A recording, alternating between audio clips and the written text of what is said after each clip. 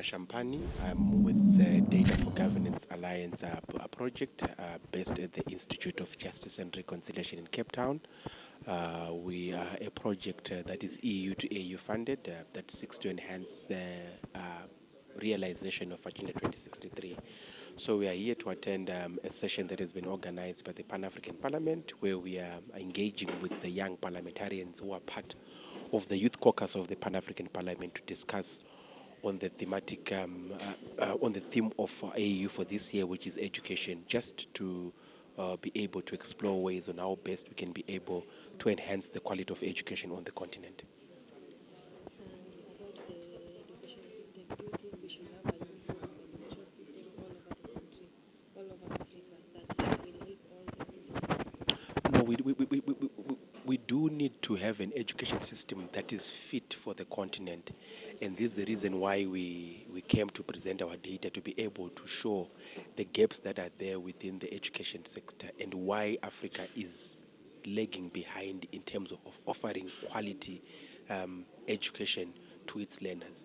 We managed to show the key challenges that the education sector is facing, which is access, which is issues to do with the gender gaps, which is issues to do with corruption and bribery that have gripped the education sector.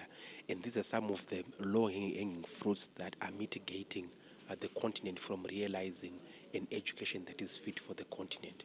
So once those key challenges have been addressed, we can then be able to start talking about issues to do with AI and how we can be able to incorporate them into the education sector. Because as it stands, we are failing the basics.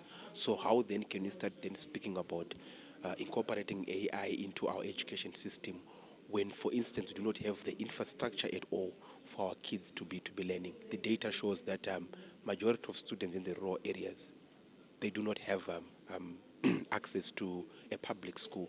So these are some of the issues that we need to address first, and then we can be able to speak of other issues that are now catching up with the world. And would you give us a statistics that you gave us there about why rural children in rural areas are lagging behind in education? Uh, there's always been a rural to urban divide.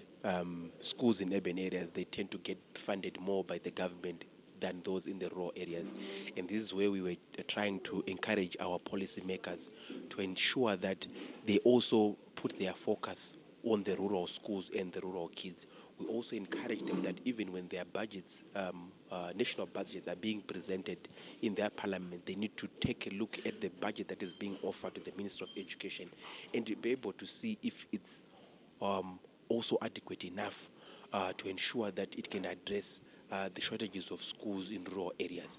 There are also issues to do with period poverty, which also affects learners in rural areas, and that is the reason why our data also indicated that we've got a number of children who are out of school because they cannot be able to access education for various reasons, some of them being cultural barriers, period poverty, issues to do with climate change. So we need to focus on what are the challenges that students in the rural areas are facing, and be able to also focus more attention and more resources in rural areas so that there is a balance, there's an equilibrium in terms of what learners in the urban areas and in the rural areas are also gaining. There's a lot of untapped potential in rural areas because of lack of funding.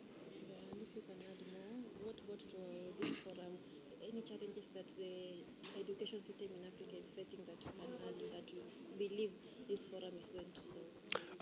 So this forum we're engaging with policy actors who are with the Pan African Parliament. So what we're trying to do is we're giving them the data or the research that we have conducted as a research institute, and to give them to open their eyes, to show them what is the clear picture and what needs to be done. They did ask us questions in terms of what do we expect from them, given that we have highlighted these challenges. We have encouraged them to take up these issues with their national and also continental parliament and be able to champion the cause of education, both national and on the continental parliament, and also to even engage private stakeholders to be able to fund in some areas that we need issues to do with education to be funded. Thank you. Thank you.